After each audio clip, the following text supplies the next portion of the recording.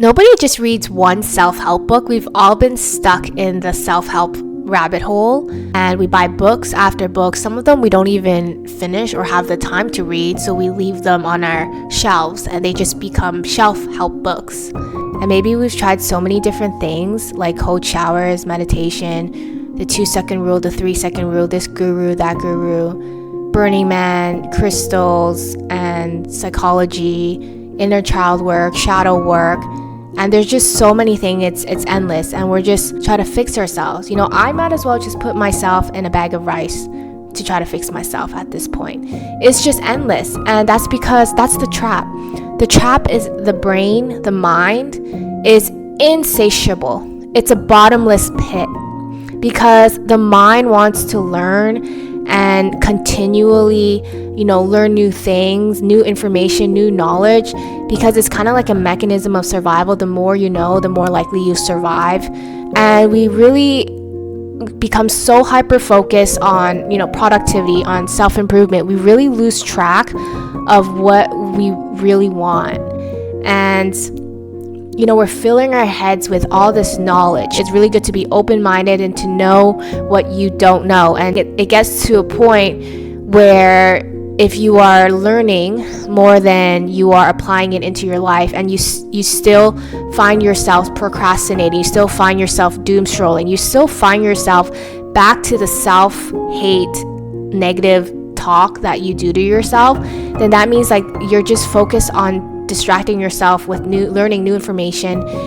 The question is, when it comes to self-help, you have to ask yourself, like, which self are you helping? Are you helping your false self to build this identity that you are this super productive, efficient person, successful person? Or are you helping your true self?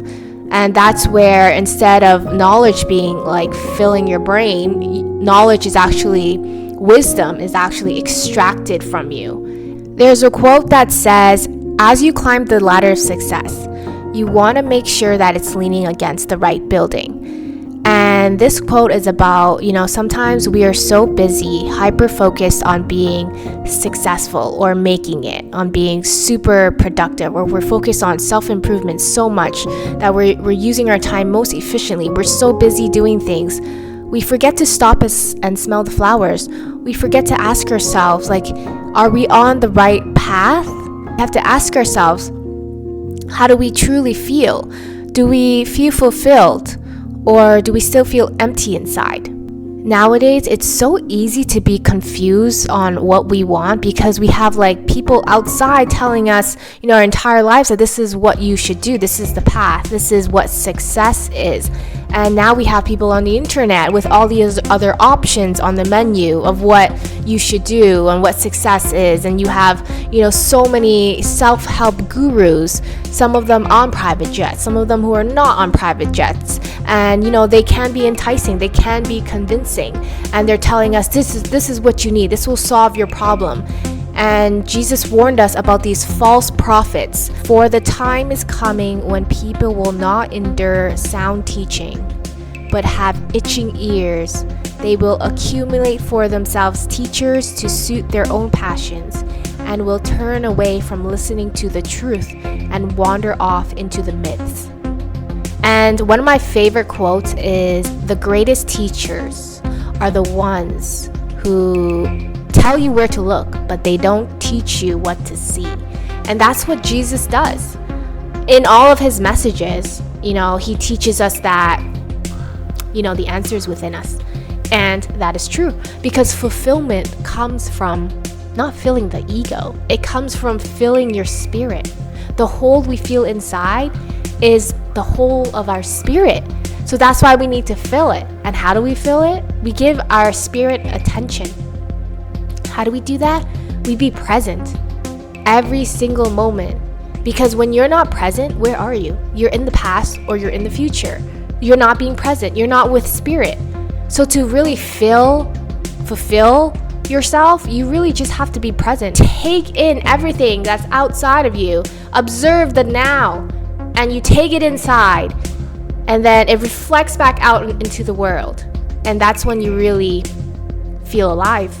At the end of the day, we have to remember that worldly wisdom that we learn from school, from degrees, from studying, from books, from getting a PhD or getting that alphabet soup beside our last name, like that's not going to fulfill us, and it's meaningless compared to the wisdom that we get from God.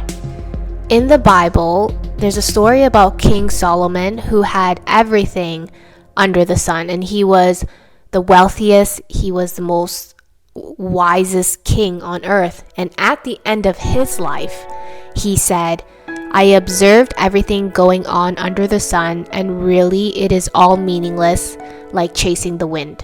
He reminds us that wanting all these extra stuff outside of God is not going to fulfill us, and that we have to enjoy the simple things in life and be present with God. So the irony is that we don't need to go anywhere. We don't need to do anything. We don't need another self-help book. In fact, we don't need more information. We need less information.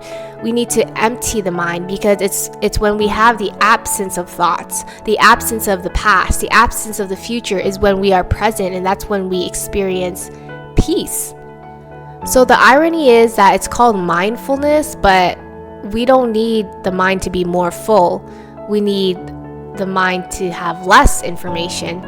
So I don't like the word mindless, but more like we need to be Godful. We don't need to self-help ourselves. We need to self-gift ourselves with the present, self-gift ourselves with God.